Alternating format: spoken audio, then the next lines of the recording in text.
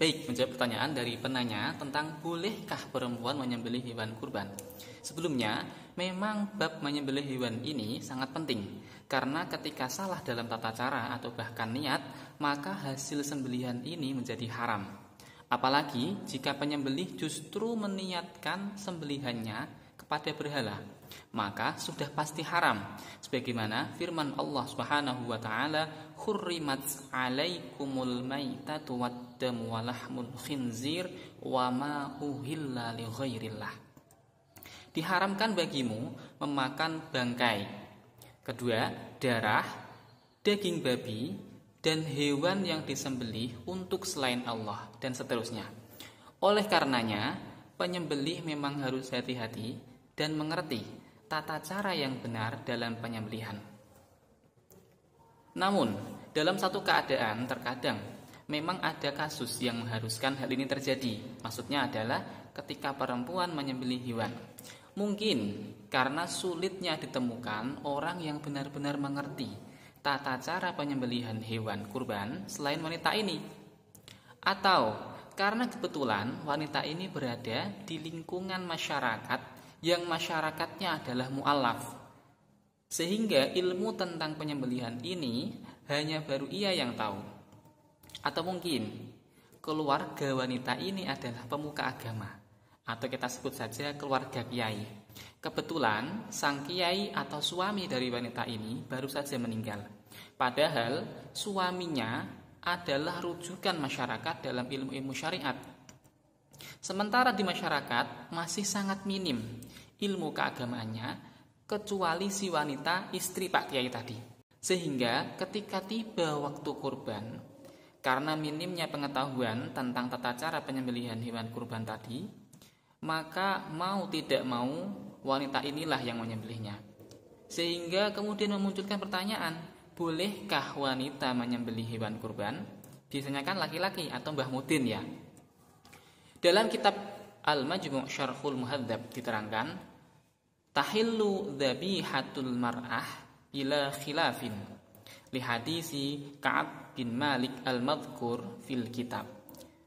Wa dzukatur rajuli afdalu min dzukatiha lima dzakarahul musannif. Wa sawa'un kanat al-mar'atu hurratan au amatan tahiran au haidan au nufasa'a muslimatan au kitabiyatan fadhabihatuha fi kulli hadhil ahwal halalun. Artinya dihukumi halal sembelihan perempuan dengan tiada perbedaan di antara ulama berdasarkan hadis riwayat Ka'ab bin Malik.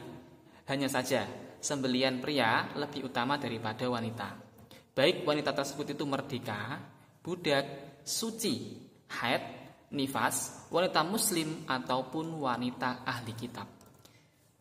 Dari keterangan ini dapat disimpulkan bahwa diperbolehkan bagi seorang perempuan untuk menyembelih hewan kurban, baik wanita ini adalah perempuan merdeka, budak, dalam keadaan suci atau haid atau nifas, bahkan bila perempuan ini ahli kitab pun diperbolehkan.